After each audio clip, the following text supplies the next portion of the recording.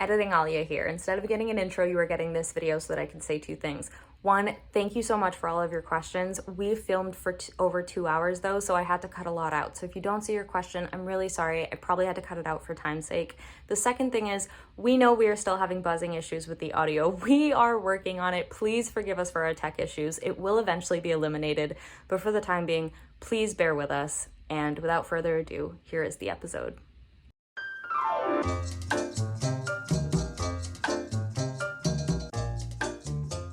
Welcome to Secretly Freaking Out, where everything seems... I don't know. Where everything seems new, obvious, questionable, answerable, stable, where everything seems intelligent. Until we start talking. Exactly. Do I really look intelligent? Yes. I'm Chany. And I'm Alia. And we're best friends. And we're best friends! Yeah. And Happy New Year, y'all! Yeah. New Year, same mentally ill kids. Yeah. Yeah. Really, I got nothing. Like, new year. Is it a new year? Is time just bleeding together? Is time a construct? I think it is. Nothing makes sense anymore. I'll be honest with you. But yeah, if you were... Except for you. We are the only things that seem to be... Good. I was going to say sane, and I was like, well... But that's Can you be sane in an insane world? We haven't even really gotten into the episode, but I wanted to tell you about this. I had this feeling where I was like, I feel like how I look in yoga class, in my yoga top and my yoga shorts or leggings or whatever, is a completely different persona than if you would see me on the street in wintertime. Oh, I get that completely. Right? I'm like skimpy, full of tattoos, pretty feminine, like, figure, I guess. Like, pretty femme presenting, but also, like, the scale of yogi that is very alt and has, like, all the tattoos and is like, but, like, not white lady yoga. Not white lady yoga. Yeah. Appropriating nonsense. And then I, like, throw on an oversized tee, oversized jeans, big, like, skater shoes, massive hoodie, toque, or for those who don't live in Canada, a beanie, is that what they call it? Yes, I called it a beanie until I moved here. Terrible. And I'm just, like, walking home. You're like a little 15-year-old boy again. Yeah, yeah. 15-year-old little skater boy. Yeah, and I realized, I was like, man, people would not recognize me on the street. Yeah. But I guess we'll move into our first segment. Yeah. Stop talking about it like it's... I know, you do it every time. I'm like, segment. Segment 1. Segment uno. What are you secretly freaking about? What are you secretly freaking out about this week? This month? You want me to go first? This year? I don't know. Do I normally go first, or I don't know. do we go back and forth? Do you want me to go first? Guys. That's the cartoon. I told Chany last night, because I was over here, that one of the things I love most about them is that sometimes they have a little cartoon laugh that's like a little, like a... Is it like a Beavis and Butthead laugh? Yes, it's kind of like that. Or sometimes it's... Yeah, because it is like that. It's either a or it's a oh my god, both. I love it. It's either an E or a U. Who knows? And I love it. Yeah, literally. But that's it's natural. Like, you're not doing it like, on purpose. Yeah. Okay, what am I secretly freaking out about? I have a couple things. Like, I am secretly freaking out about the fact that you're gonna get all up in my ass. Oh, yeah. We are... That needs clarification. Right off the bat. I was going to. We signed up for a paint your own booty class. And I think that that's great and it's super fun. But in order to have, painting, thingy, basically... You gotta take a picture of your ass. You take a picture of your ass, you send it to the artist prior to the class, and they turn it into a paint by numbers, and then you learn how to paint your booty. Yeah.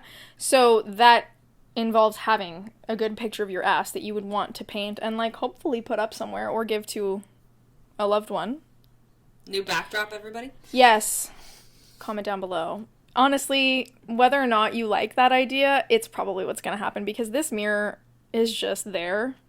And having a big canvas of my ass feels a lot more in alignment with who I am. And me. I love their ass. I know. You love my bum. I love your bum. But I think... So I'm secretly freaking out about you being all up in my ass to take that picture because we're taking pictures for each other. But I think that I also had this realization that did I say this to you yesterday? I want a little bit of titty in it.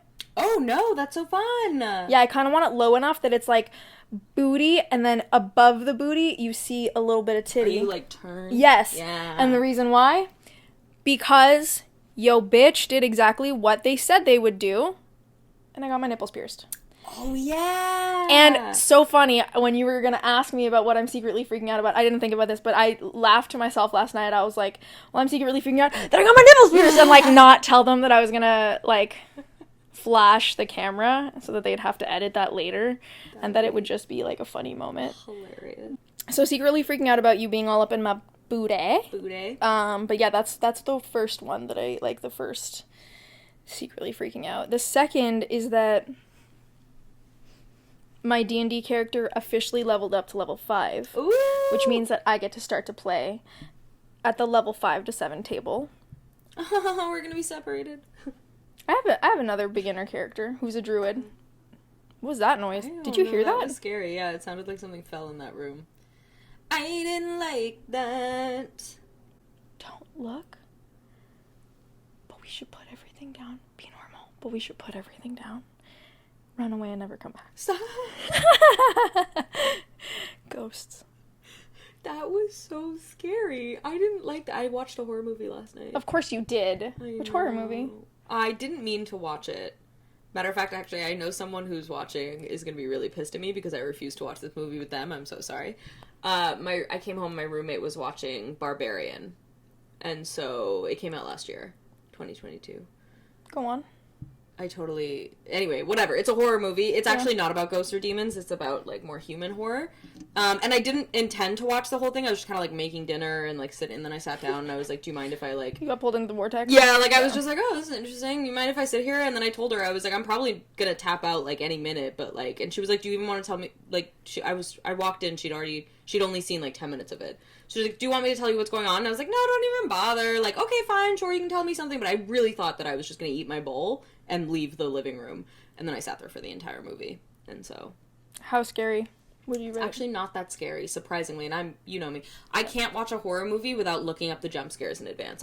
There's a website called Where's the Jump? Every single horror movie I watch. I looked it up last night because I was like, okay, well, if I'm committing to sitting here for more than 10 minutes, I better look up these jump scares. It's not registered on Where's the Jump, so that was great. Love it. It's not that scary. There's a couple of very gentle jump scenes. Like, they're jump scenes, scares, but it's expected almost. Like, you know it's coming. Yeah. It's more deeply disturbing. Like, deeply disturbing concept. Those. Yeah, like, at least with, like, ghosts and demons and, like, paranormal stuff, you can go, like, okay, well, here's all the ways that that's not working in real life. But, like, when it's just about people being terrible, what do you do and say? Yeah, there's lots of levels of, like... rationalizing it. There's no rationalizing that it couldn't happen to you. Exactly. Well, yeah, there were bits and pieces of it that are quite unique to the movie, but the overall, like... horrible nature of some of the characters, you're like, okay, that could be anyone. Anyway, but I watched it last night, so I really don't need you telling me that we need to get up and run, because I'm going to start believing that something from the movie is, like, coming around the corner. Don't be weird. Anyway, I thought you were literally... Anyway. And then the last thing, it's not me freaking out, but, like, I got new hair. Yeah. And it's bright fucking pink up at the top, and there's like yellows, and there's blue, and then we got the old colors. You can't see it because it's up, but we got the old colors down the side. We still got them shaved ass head, so people will see that. And I really like it. At first I was like, oh wow, that's a lot of pink. Like, I was into it, but I was like, spoiler alert, I used to hate the color pink before, like, for a very long time, most of my life. And then when I came out as non-binary within, like,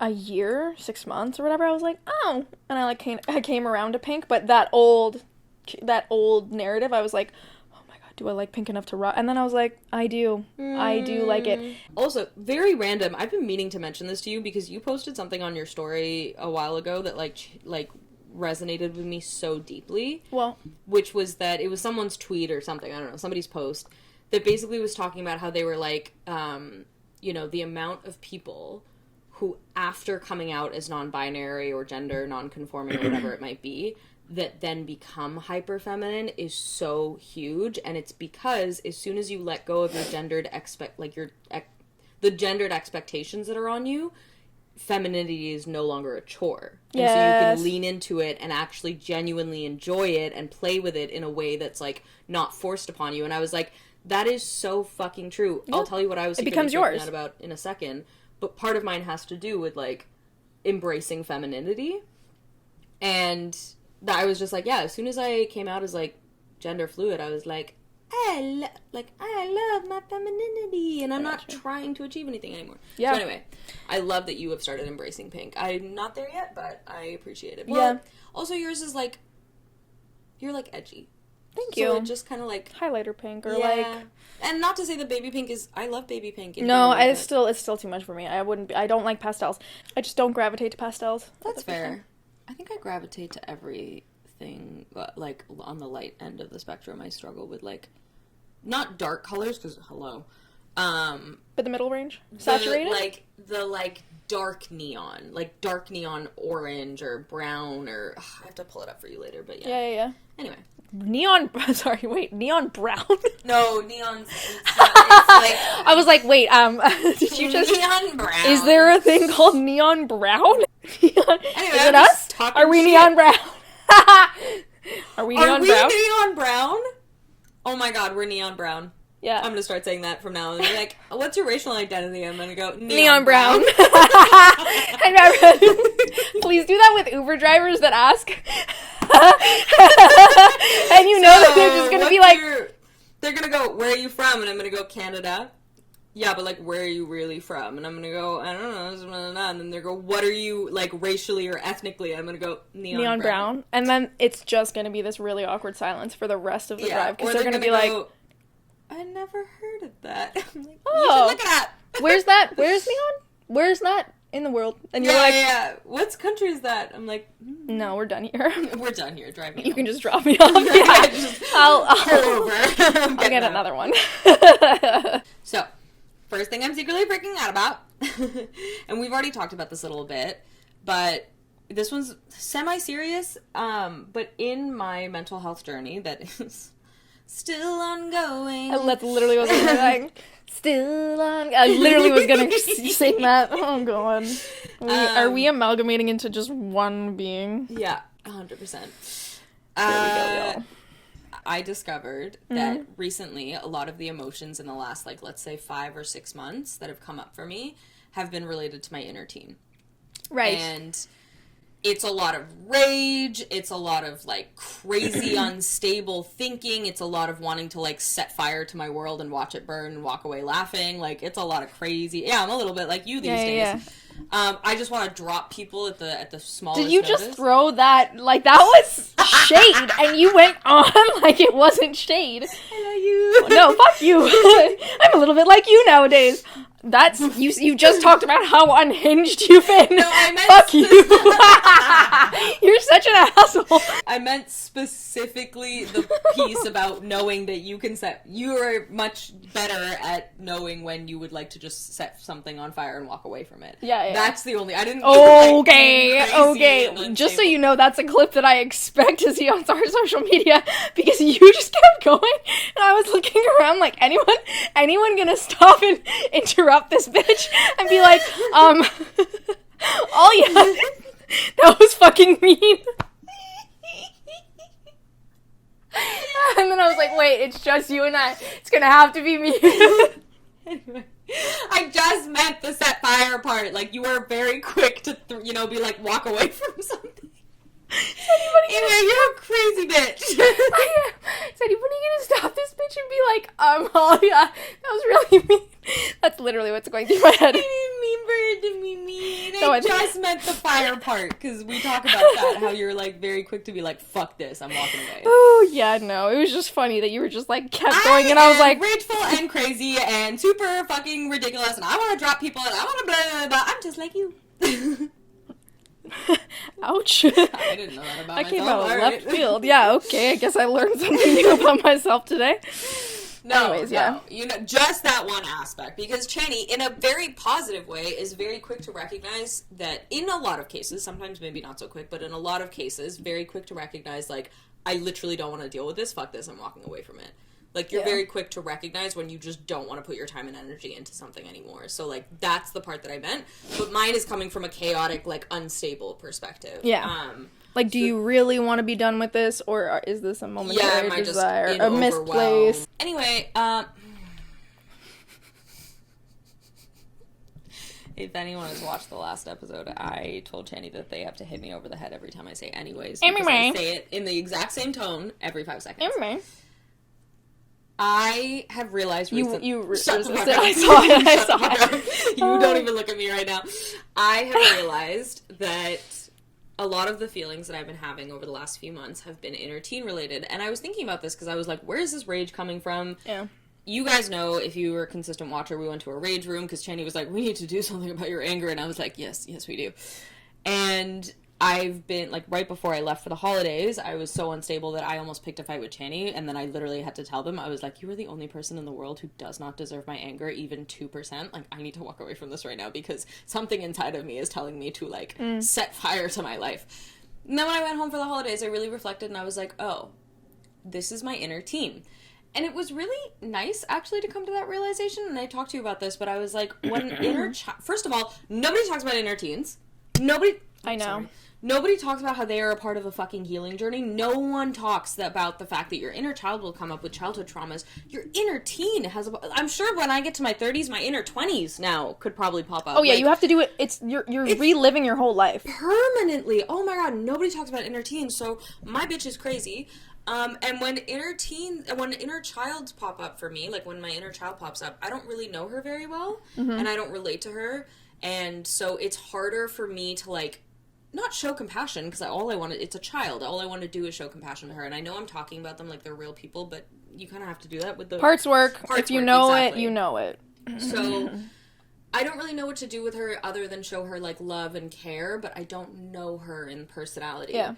As soon as I recognized my inner teen, I was like, you come here, baby. I missed you. It literally feels like a little sibling that I was like, oh my God, I've been missing you. Like, where have you... I'm getting teary-eyed I know, I was watching that. I was like, girl, your eyes getting glassy. I love her so fucking much. And to suddenly turn around and see this, like, thing that had been scaring me for months, like, these crazy, wild emotions, and feeling so unstable, and grieving the fact that I felt like a younger version of myself. I was like, why am I regressing so severely and so quickly? As soon as I was able to put a name to it, that I was like, oh, this is Alia from when she was 15 to 18, 19, whatever, maybe even 20. Like, I was like, oh my God, I love you. I have missed you. Come here. Come sit right next to me on the couch. Let's have a conversation. I get you now. I understand why you're raging. I understand why you're so crazy. What can I do about it? And then I made this TikTok that I was like a joke about, being like, I don't know what to do with this bitch. I feel like my only line of action is to give her a joint and a glass of vodka and, like, have her sit in a corner and scream it out, because I was like, she's crazy. Yeah. I love her more than anything. She is insane, and she literally wants to burn my life down to the ground, and that's fine. I love you. Those urges are completely normal. Teenagers are crazy. My teenage self was crazy. Your teenage self was crazy. Oh, God. She was vengeful. Anyway, so that's my first... Anyway. I'm just gonna mock you every time you do it. Please do it, because it needs to be like Pavlov's dog of, like, fucking ding, ding, ding. You need to... That's what you sound like.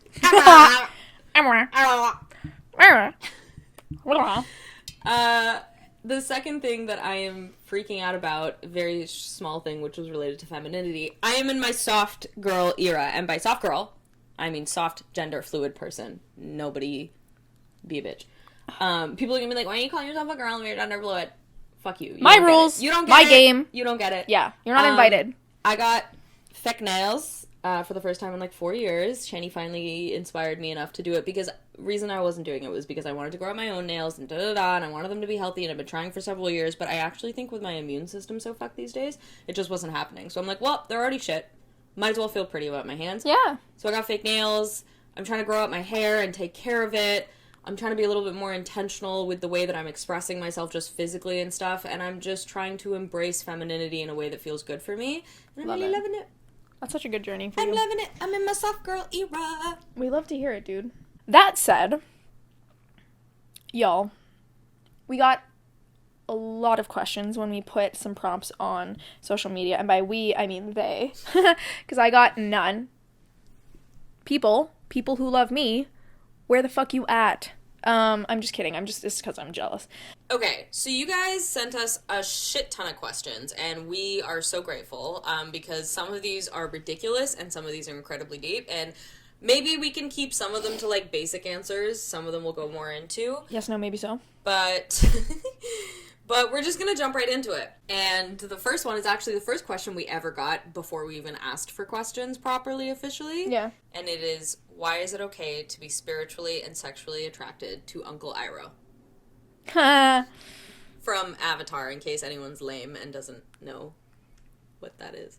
I don't know why. It just makes sense. It is. It just makes sense. That's literally how Like, I feel, too. I'm just like, abso-fucking-lutely. And I had never thought about it that way. But it is. Yeah, I don't know. Uncle Iroh is just one of those characters, I think, that surprises you, and that at first you see him one way, and you're like, oh, boo-boo, he's just like a little old man, sweet. Old man. But then he starts to, like, drop knowledge, and I think that that's intriguing. Yeah. At, like, a personality level. And you want to learn from him spiritually. Yes, and so then you are both spiritually and, like, socially intrigued by him, like, and how he can pull things out. Also how he's, like, taken for granted, and you're like, I'd fuck him. And then he fights. I know. Like, he can fight. And he cries. Yeah, and he cries, and he plays mahjong, and he just, like, great guy. Loves tea. I mean, what is there not to love? Okay, next question I cannot answer. Oh, what's up? It came from A. And it is, what are some animes you guys love, recommend, and why isn't it... No, it must be why is it One Piece? One Piece is peak fiction. This is from A. I can't answer this question because I don't watch anime. Okay. There's ones that I haven't watched since I was, like, a kid. There's ones that I've watched in my early adulthood. And then there's ones that I've watched in my adulthood, but maybe not recently. Card Captor. So fucking good. If you've never watched it, I watched it when I was a kid, so I obviously watched the dub version. Sailor Moon, I remember nothing, but I do. Oh my god. I had a cult classic. Yeah, exactly. I had this funny thing. I was trying to figure out if we were sailors, like Sailor Moon, Sailor Jupiter, Sailor Venus. Two things. I was like, I'd be Sailor Dipshit. That's not where I thought you were going to name a planet. No, I'd be Sailor Dipshit, and I was trying to think of what you would be. And I think it'd be Sailor Dumbass. Oh, 100%. Yeah. Yeah. Obviously, Avatar: The Last Airbender, there's some contention about whether or not it's yeah. a anime, fine, but I'm just saying. Naruto, and then obviously Naruto Shippuden. Oh, I fucked that up, sorry guys. And then I remember watching and loving Bleach, but I don't think I ever finished it, but I really loved it when I watched it. Obviously Attack on Titan. It's wild. And then, Dracula, is that the one? And then my partner, when I was like 15, he told me to watch Alucard, Dracula Alucard or whatever, and I didn't mind that. And then I used to watch this anime that was about these, like, it's gonna sound so fucking silly, but about these magical dolls. Love it.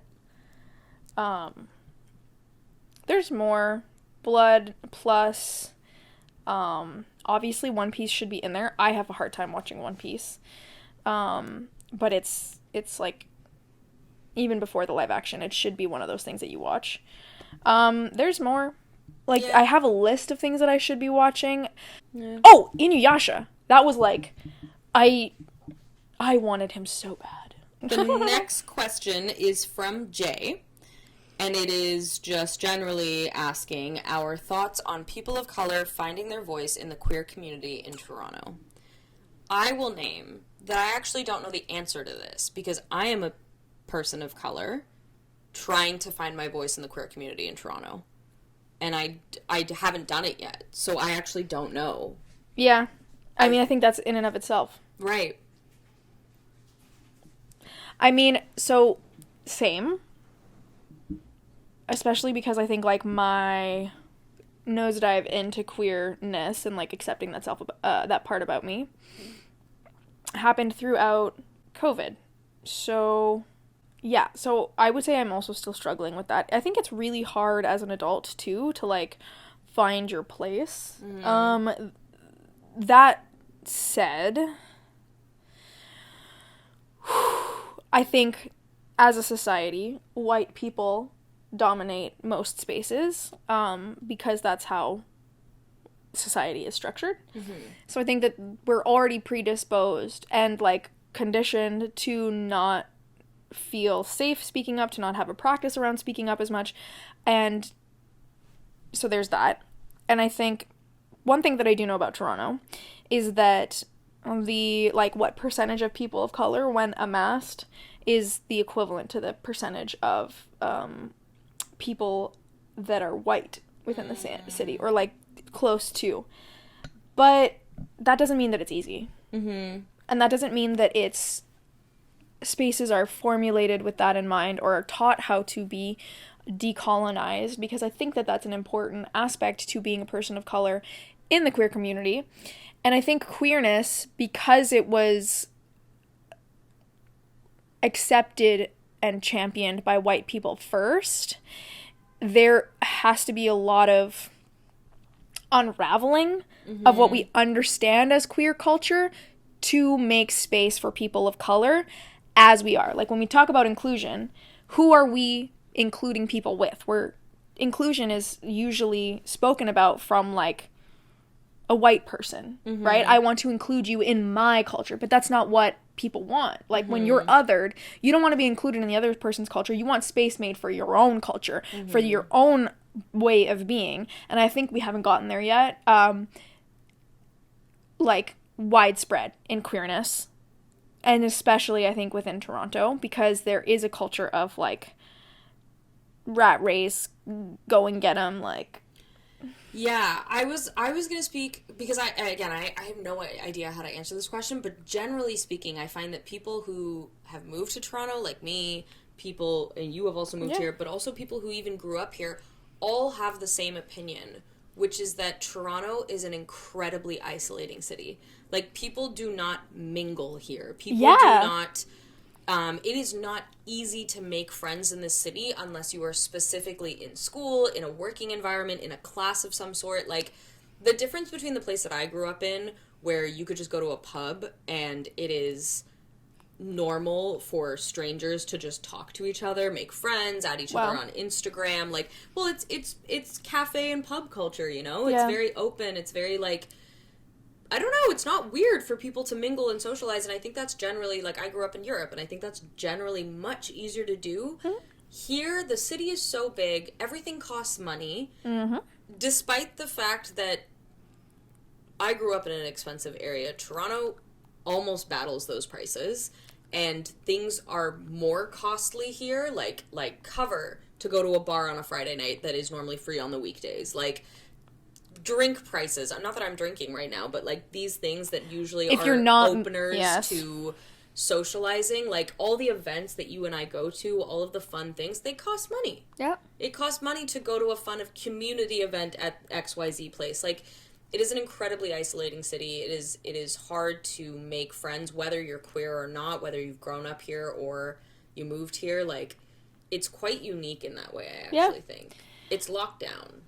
There are so many barriers to socializing here. So yeah, it's just very unique to Toronto. And, like, it sucks because Toronto has, like, pricing and hecticness of New York without the grunge, without the interest. That's the sorry, I just had a whole conversation about this with someone when I was home for the holidays. Toronto has no grunge. It has no underside, it has no underbelly, it has no grunge approachableness. No whereas, punk. But not even punk. I'm not talking about alternative people. I'm talking about, how do I explain this? Like, a non-production theater scene, a non-production music scene, a non-production drinking scene. Like, everything is a very high standard of things. If you're joining a theater group, you are trying to pay rent and go somewhere. Like, nothing is a grunge accessible level. I hear what you're saying. Yeah. Everything is like tied into making money. Exactly. There's nothing done for the sake of doing it. There's no art scene here. There's like underground art scene here, and Montreal has that. The city that I grew up has that. Like, when you walk into a cafe, the cafe is covered in flyers of all these cute little individual places. Even the idea of, like, open mic nights here. Like, it costs money to walk into the fucking bar to sit at an open mic night. I don't know. Are there poetry nights? So all of those things exist in Toronto. They cost money. There's no free. Even if it's $5, it costs money. There's no free art scene here. It's just... Anyway, this is, like, veering away from queer folks and, like, people But of it's color not, and stuff, because music and arts, like, that is where the first places that queerness was able to, like, be expressed, especially in free spaces, because they were othered. Like, artists are othered within society, and they're willing to push the boundaries, and they're willing to listen to different stories and understand different experiences. There's, like, I'm not saying it's not problematic. Every fucking scene is problematic. But I keep looking for it. I keep trying to scratch the surface to be like, where is the fucking underground? And it's interesting because even people like my sister, who is already... She has lived here for 2 years. I've lived here for 10 or 3 years now, or 4 years, however long she's lived here. And she has integrated into Toronto already. She came here with a bunch of friends that already existed here and, like, has a somewhat of a community. Anyway, she has integrated into the queer community here very quickly. And, like, she's found it to a certain extent, and she's named it even herself, where she's like, it's not the same. Yeah. Like, she's like, yes, there is somewhat of an underground art scene here, but, like... And by underground, I don't mean hidden, I don't mean secret, I don't mean under the radar. What I mean by using the word underground is just not surface level making money, like, you know, like, bells and whistles kind of art scene. It is a genuine, just, like, quiet arts people making work for art. Anyway, Toronto sucks sometimes. Yeah. Okay, I'm gonna do a really quick one. Yeah. What is your favorite ice cream flavor? This is from B. That's not quick. Yes, it is, Chany. No, it's not. Hone it in. Depends on my mood. Okay. Are we talking gelato? No, name your top 3. I'll name my top. Name your winter and your summer. I have my answers. Summer, it's not really ice cream. It's gelato. Yeah, that's and it's passion fruit. Winter, oh god. It's down to, like... It's down to 2.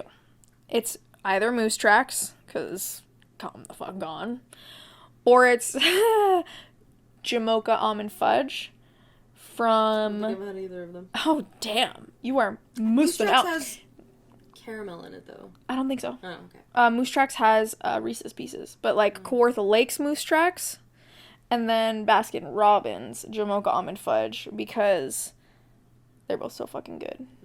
But I will occasionally tap into, like, some mint chocolate chip. Yeah. My favorite ice cream in the summer is raspberry sorbet of some sort. My favorite winter ice creams are 2. 1, biggest heartbreak of my life, my favorite Ben & Jerry's flavor is Chunky Monkey. I think about it all the time because it's not available in Canada anymore. Ooh. And it makes me want to murder someone. I thought they discontinued it for a long time. I was like, oh man, they don't have it anymore. My friend in the States was like, I'm looking at it right now in the grocery store. And I was like, okay. Well, it sounds like we need to go. Question. How do you sleep? This is from N. And she says, how do you sleep? Sleeping positions, no-goes, feet in or out. Feet never out. Whatever's under your bed is going to get you. Like, it's irrational, but as soon as my foot is out, I'm like, okay, the thoughts that I have, yes, but also Paranormal Activity, when it, like, floops the and then it, like, yanks her out by her foot, I'm like, no, let's just keep the foot in, and then, like, not tempt fate. Yeah. Not tempt fate. Yeah. So, never feet out. Some people wear socks to bed. Yeah, which I think used to do that. I think in the wintertime it makes sense if you're trying to keep your skin supple. I used to do it all the time without any reason. But I don't like it. So that's a no-go. Yeah, that's a no-go. Position, side, back, front? I will sleep most comfortably on my back, with my head moving side to side. That's a new thing. I used to strictly sleep on my sides, and I sleep on my back with my legs spread, kind of like that. And I'm not even joking you, my hands in, like... You're like a fucking Dracula. Yeah, either that or I'm holding my hands like I would if I was in, like, polite society, like, down here, over my belly. I'm like, Or I'm, like, literally, like, 2 hands on my I chest. feel like I would walk into your bedroom And you'd when think you're taking a nap, and I'd be, like, scared. Yeah. I think that you were just gonna rise suddenly. Yeah, 100%. With fangs. Yeah. Undead. Beautiful. Young forever. Okay. You, go. So, exact same story as you. I used to always sleep on my side, and I'm the type of person who, like, couldn't sleep on their back or couldn't sleep on their front. Yep. Like, it had to be side. And then sometime in the last 2 years, started sleeping on my back and can only fall asleep on my back now. Very rarely, same deal. If I'm reading and I get super like eyes are fading, whatever. You, I'm like, okay, lost the last couple pages. Yeah, then I'll fall asleep on my side. But usually, like, now when I'm reading and I'm reading and I'm reading and I'm starting to feel really tired, I will literally just flip onto my back and be asleep within 30 seconds. Yep. I used to wear, so I do all the no-goes for normal people. I used to wear socks to bed, not for any reason. I just preferred it. I don't anymore. I used to be the same deal because Paranormal Activity is one of my favorite movie series ever. I used to absolutely never... I used to tuck the fucking blanket under my feet because I was like, oh no, I can't have my feet outside. Now, these days, I don't know what's going on with my body temperature. I have one leg in, one leg out. Like, it's the weirdest... And it just started sometime in the last 2 years. Interesting. A no-go for me is another person in the bed. I don't sleep well when someone else is in the bed with me. I feel really bad about it. I don't know how I'm ever going to be in a committed relationship. This is a deep one. Ooh, okay. This is from B, and she says, what is something you appreciate about yourselves? Example, wow, I really add value to my relationships, my interactions with other humans, blah, blah, blah. What you is go first. Something that you value about yourself? Okay. God, I hate myself. Nothing. What? Fuck you. I literally think that I'm a waste of space. But, I'm not even Weird. joking. I'm not even joking. No, I know. I'm like, we need you. We need to, let's get I will just say, we've talked about it before, they are in therapy. So, I am now. working on that. We're working on it. That is not cool. I guess, like, if I was to see myself through someone else's eyes, I like... Everything feels like a double-edged sword. I'm like, I think that I love my empathy and compassion for people. I also think it gets me into trouble. Having too much of it, giving people too much leeway to be bad people. Yes. So that's not so great. And... Oh my god.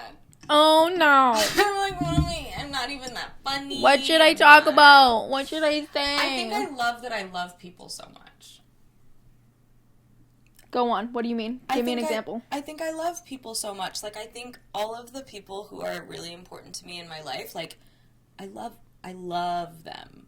Like, I love you so like the capacity? much. The capacity, the level at which I'm like, yeah, you could... Why did this example pop into my head? I was gonna say you could fart on my pillow and give me pink eye, and I would still love you. Why was that the idea? I have no idea. I don't know why that popped into my head. Just to like clear both of our minds, I would never do that. Oh, and I would still love you, but I would be like, we need to talk. Like, this is... No. I mean... We're not that kind of friends. We're not that kind of friends. We're not two douchey men who are like, huh, like... No, we would have to have a conversation, and it would never not be a thing that we didn't talk about. Like, 100%. It would be one of those things that would be like... a trust broken moment. Yes. Just being like, yes. What the fuck? What is the worst thing that someone you love has ever done to you? Farted on my pillow and giving me pink eye, and it's this bitch. Like, I would always throw you under the bus for that forever. 100%. No, I know. I wouldn't be okay with it either. My point is, I would still love you. Mm-hmm. Yeah, I same. mean, like, unless you did it twice, and then, okay, you have to leave. Well, like, yeah, it's like, you learn a new boundary, and it's like, okay, now you know you're just being an awful human. Like, you're intentionally making my life hard. I'd probably still love you. I'd just be like, no, you have to leave. You can't give me pink eye twice and then stay. No, I think I really love people, and I think the people who get my love are lucky. Not actually, but that's like, really cool. Yeah, I like that. I think I add value to people's lives by loving them so unconditionally. And I agree. Much, but double-edged sword again. I think I love the wrong people a lot of the time. Like, I don't actually love the wrong people, but I think I love someone. And then I realized later I was either infatuated. I'm not even just talking romantically. I'm talking, like, platonically, whatever. I was obsessed. I was infatuated. I was codependent. I was attached to. It wasn't really love. So there's a line. Yeah. Honestly, my sense of humor. That's, like, the easiest answer. I love your sense of humor. Like... You make me laugh all the time. Yeah, even when I'm not trying to be funny. Like, sorry, I'm usually trying to be funny. Because I think that is my coping mechanism for surviving. When I'm alone, and we talked about masking, and I think it's my mask. And it's not that it feels bad, but it is the way that it's just an automatic performance. Like, it just kicks into place. Yeah. When someone's around, I'm performing. Yeah. And I don't not enjoy it. Like, I enjoy it because, like, I get the feedback of people laughing and stuff like that. But I think it's not just, like, my sense of humor. I think my, like, the way I hold myself, how do I want to say this? Like, in public, like, we've laughed about how absolutely fucking ridiculous I am in public. Like, I don't care. Oh, me too. Me too. Yeah, and how I'll just be like, meow, in public, and you're like, what are you doing? No, what? Well, you'll be like... I literally am this exact... Yeah, I'll laugh at you. That's what I'm saying. Like, I'm the exact same way. I don't give a shit. That's what I'm saying. Like, you'll be like, what? And you'll be like, that's hilarious. Or, like, you'll just start dancing in, like, the pharmacy aisle or something. Just... And be like, oh, someone saw me. And then I'll be like... Back it up slowly. Yeah. I think there's, like... I used to say, like, I have no shame. And obviously, like, we all struggle with shame. But shame... Yeah, but you don't have socially enforced shame. Yeah, and it's interesting because I do have social anxiety. Like, the idea of going and socializing with people gives me worry. But when I'm out in social situations, I will, like, make fun of the fact that I've talked too much, or the fact that I'm, like, a weirdo, or the fact, you know, like, I have no problem naming the thing. Yeah, and I don't... This is who I am. Yeah, and it helps me not give a shit later. Yeah. It helps me be like, I know that I'm like this. You can take it or leave it. And I think I'm fucking jokes. Like, I laugh at my jokes. Maybe that's, like, one of my, what is it? When you're, like, that's one of my red flags. I laugh at my own jokes so much. It's true, but I love it. I laugh so hard. I laugh at my chaos. I laugh at the random, like, noises and shit that I say. I laugh. I think I'm hilarious. You are hilarious. Thank you. I appreciate that. Laugh. I appreciate all the time, that. Even when you don't mean to. And sometimes to your detriment. Yeah. Because I'll start laughing at Chany at something, and they're like, fuck you! I was being serious! And I'm like... You're a dummy. There's something about me, and I say maybe this is what it is. I think it's the goofball thing, but there's something about me where, like, people are very open very quickly. I talk about this all the time. You make people feel hella comfortable. Yeah. Right off the bat. I don't know what it is. Maybe it is that I, like, laugh at myself and joke, and I'm 100% me all of the time. Yes, 100%. And I'm not weird about it. Yes, 100%. And I'm also, like, loud, and I take up space, and I think that gives people permission to do and you're that. Like, you make fun of yourself, which is something that I do too, but it's a little bit different. But yeah, you make fun of yourself, and, like, you remove the social expectation piece. Yeah. Like, you'll walk in, and, like, I'm not saying this is actually something you'll do, but it's, like, just an example of, like, you walk in, you knock something over, you're like, well, that happened, and then you start having and the person's like, oh, this person just knocked over something, and it was totally fine, and they laughed at it. Maybe I don't have to be so strict. Yeah. And, like, worry about shit all the time. 100%. Thanks for letting me go off. I really do love myself. That was a serious one. Laughing one. This is from H. Is a hot dog a sandwich? Yes. I don't know. 100%. Explain it to me. Bread, contents, bread. There's condiments. You can add condiments. You can have non-condiments. I love when you use the word because you always it's use it nonsense. Yeah, you always use it slightly grammatically off, and it's so hilarious. See? I like that we both noticed it at the same. I just own being so weird. All the quirks. You weren't intentionally trying to be funny. You were just like, yeah, you can have none condiments. You were about to keep going, and I was like, no. You do this thing. And I love that about myself. Yeah. I think it's hilarious. Yeah. I do it. I have, like, made it a thing. And I love it. Mm-hmm. I think it's so much funnier than speaking normally. Yeah, 100%. Anyways, a hot dog is a fucking sandwich. Yeah, okay, I'll give you that one because Why would a hot dog not be a sandwich? I don't know, it just didn't look like one in my head, and so I was like, no, it can't be, but you're right. This is also from H. If you were a man for a day, what are y'all doing? Give me an answer for white men versus POC. Oh! Oh, wow. Okay. Okay, I gotta think about this. This one's fun. First thing I'm doing, doesn't matter what type of man it is, I'm doing the helicopter dick. Just to see what it looks like. Really? I'm Yeah. for sure jerking off. Oh, yeah, me too. Peeing standing up. Yeah, and I'm gonna pee in the street. Yeah. This is just general man, though. This has nothing to do with versus. Like... Okay. If it was a white guy, it depends. Am I, like, taking over a pre-existing person's life? No. You're just turning into you as a man? Yeah.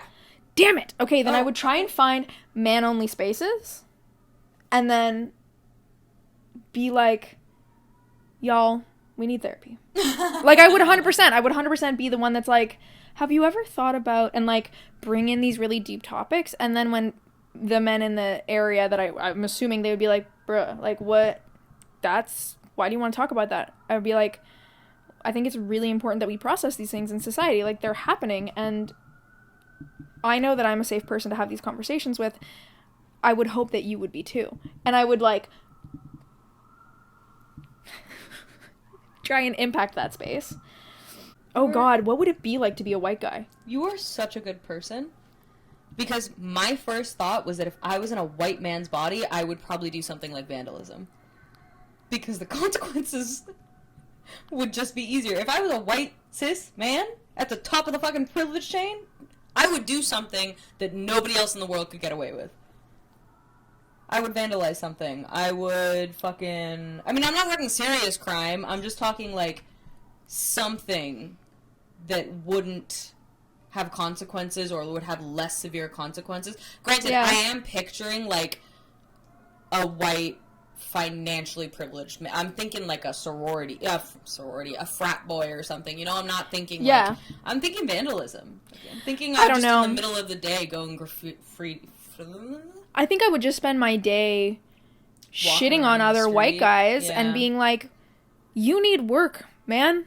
It's for me. Ah. It's because white men You wanna be able listen to say to the thing. white men, and it will have a bigger impact, and I'll be able to go, oh, you actually listen. Oh, fuck yeah, you're gonna listen to me. I have the power to make you listen to me. If I was a man... You being ashamed, like me saying that you should be ashamed, matters to you. Yeah, that's a good point. If I was a man and a person of color, I don't think I'd want to do anything specific. Because as a man of color, I would just go do man things. Because, I don't know, I just want to go experience the world as a man. As a white man. A white man? No! It's a New Girl quote.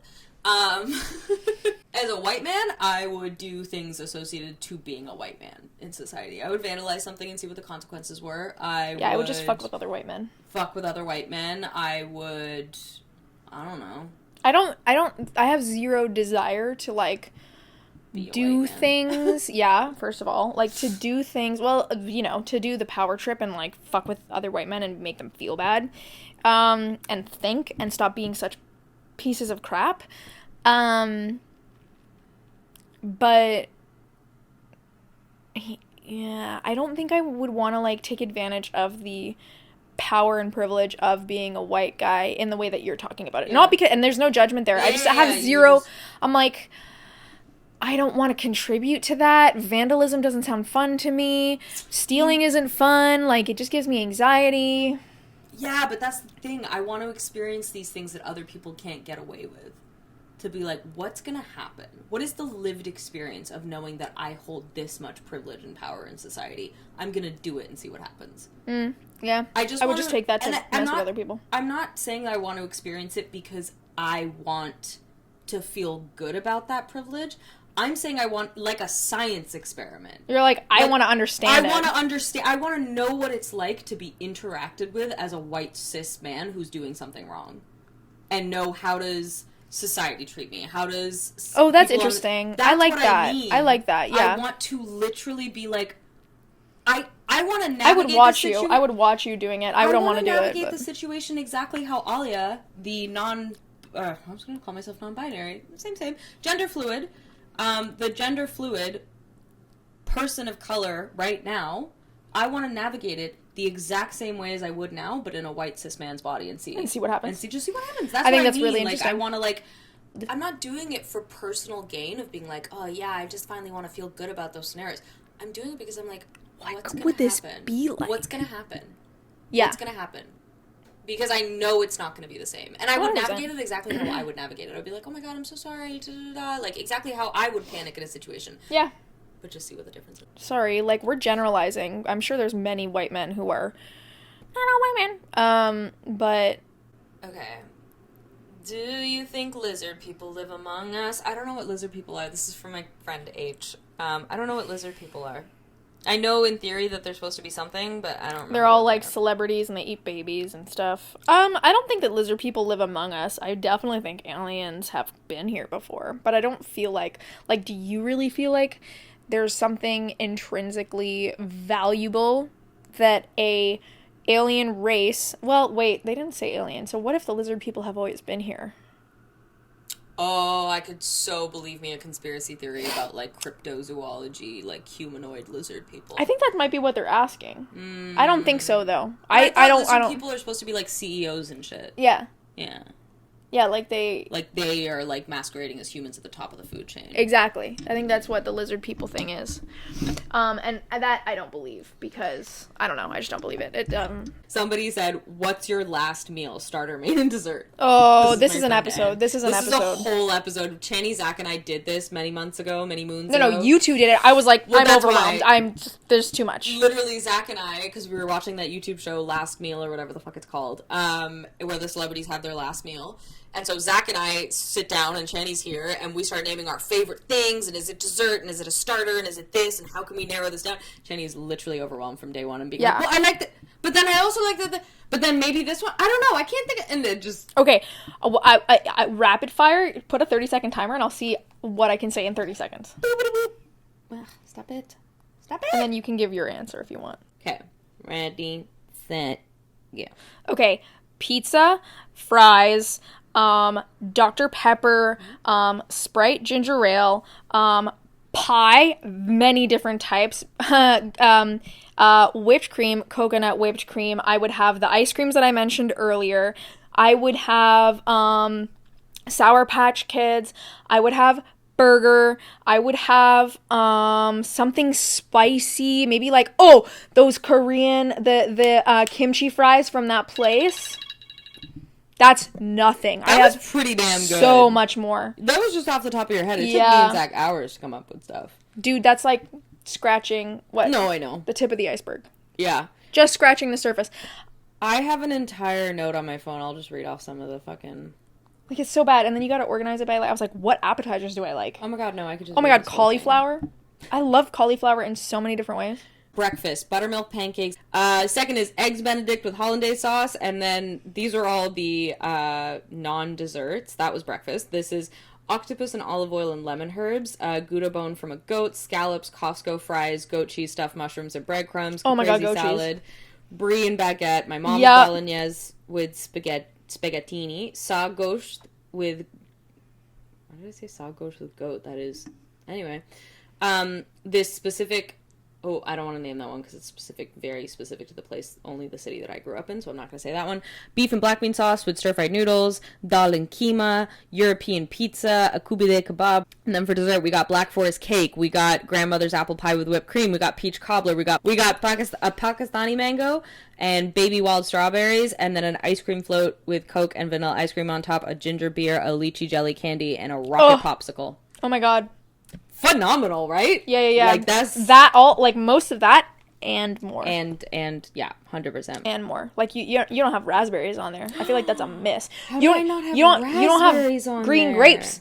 Green grapes. Nah, I'm not so oh my god. Zach would bitch about me and green grapes because I always get them, and when they're fresh and, like, crispy, I fucking love them. But as soon as they're, like, I, like, won't fucking touch them. And he's like, Chany, you constantly get things of green grapes. They're so fucking expensive. And then you only eat half of them. And I'm like, because 3 days later, they're just not the same grapes that they were. And they're yours now. And he's like... You get my grape scraps. Yeah, and he's like, I didn't consent to this, and I'm like, I don't want the grapes. But he's always like, we can't waste food. So I put it on him. I'm like, if there's leftovers, if they don't get eaten, that's on you. Similar.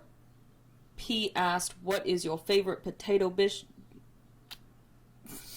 What's your favorite potato dish? Me. Alu. That's my nickname. That's cute. I didn't know what is your favorite potato-based dish? Fries. I'm debating between two. You like mash? Fries or mashed, yeah. I was trying to debate because I don't love all mashed potatoes, but like the way that I make them or the way that my mom makes them, I really love. And then also, when you put them on a shepherd's pie and you stick it in the oven, they get these little crispy brown bits on top, and it's so yummy. It's almost like a fry mashed potato. Fries with malt vinegar. Ooh. And ketchup. Nice. So good. Nice. Okay, love that. H said, when can I make a guest appearance? Whenever you'd like. Yeah, that's on you. We're here. We're here. H also said, what's the most Toronto experience you've had? I don't fucking know, bro. I don't know. I actually haven't done a whole lot of Kensington Market. I was gonna say downtown Crazy Santa and Spider-Man. There are two famous, well, there are lots of famous Toronto NPCs on the street, you know, non-playable characters that you see all the time that are reoccurring over the decades. One of them is Spider-Man on Queen Street. And second of all, there is a man who rides around Toronto on a bike, and he yells things, and he's got a Santa hat, and he's been around for years and years and years, and one day I finally saw him. He biked past me and yelled something, and I was like, oh! Toronto Santa Man. And the Believe guy, that was probably one of the most Toronto experiences I've ever had. The first time I didn't even know he was a thing until he yelled "Believe" right in my face, and you were like, "Everyone's experienced that." That's literally it. My first week living in Canada, literally first week. My friends take me to Yonge and Dundas Square, and we're walking around, and they know what's about to happen. I have no clue, so they walk me over to that corner, and we're standing there waiting for the light to cross, and I just get "Believe" in my ear, and I was like, oh, it's so fucking good. And they're all laughing because, like, they set me up, basically, being like, let her. And they've all had it happen. First week, 10 years ago, so that was probably one of the most Toronto experiences I've had. That's fun. I love like that. I named all of mine were, like, NPC experiences, but, somebody else said, are you even the fart? Bitch. Are you what? Are you even the fart? It's a reference to a Ice Spice song, and I love you, but that's dumb. I love you, but that's dumb. I love you, but that's... I love you, but go away. I'm just kidding. A asked, what is your favorite part of Christmas holiday time, and what is your favorite holiday movie? Okay. Favorite part of Christmas holiday time is the part where you have, like, lost your sense of the week, and you're just, like, sleeping and eating and enjoying shit. Yes. And at that point, I'm on my own, and I'm like, woohoo, I'm reading my books, I'm just chilling, nobody can tell me anything. I have zero guilt-free whatever I want to do time, and that's wonderful. I love those moments. And then I have answers, sorry. And then I'll do the movie, and then we'll pass it over to you. Yeah. My favorite holiday movie is The Nightmare Before Christmas. Good one. It literally has Christmas in its name. Excellent. And it's creepy, and I'm creepy. And it's just, like, it's also weird. Your other favorite holiday, Halloween. Yeah, exactly. It's both. It's fucking both. Yeah. Like, it's just all the things, and it's weird, and it makes me feel weird. And I love watching it, and I love the songs. So yeah. And I'm a Grinch. Like, I don't actually like Christmas, so The Nightmare Before Christmas is perfect. Perfect. For me, it was only until you started answering that I was like, I have answers. My favorite part about Christmas holiday time is Christmas decorations. Specifically, not so much in Toronto, but the place that I grew up, the entire city, like the city itself funds decorations all over. Parks have lights in them, like hotels or businesses will put up like their own private decorations on the front. Like the decorations are just, like the city just looks so pretty. Yeah. And it's just like nice, and I wish Toronto would do more of that. It's only like the financial district that like ever does anything. Well, second thing is that my favorite movie is The Holiday. My favorite Christmas time movie is The Holiday. Cool. It's very cute. It's one of my favorite movies ever. I've watched it. If you had to be in a holiday Christmas movie, which one and why? From A. The Nightmare Before Christmas. The Holiday, Jude Law. All right, y'all. All right. We're done. This was really fun. Thank you all for sending questions. We're also brain dead. Yeah. Comment down below if you have any questions, or you want to say anything, or you want to interact. Maybe tell us what you're secretly freaking out about. Please, if you would enjoy, subscribe. We would really appreciate that. We also are on Spotify and Apple Music. So if you want to start listening following along audio only, we exist over there, slowly getting the episodes up there. And the really funnest thing is that if you have, I'm pretty sure if it's Spotify Premium, but you can download things offline. Ooh, so you can listen to us on the subway, you can listen to us wherever you want, which is really dope. Yeah. And also follow us on TikTok and Instagram. Both of them are at Secretly Freaking Out. Yep. And yeah. That's everything. That's everything. I hope you have a good day. I hope you had fun watching us. It was chaotic. We had fun doing it. And Happy New Year, yeah, Happy New Year. And we'll see you in the next one. Bye.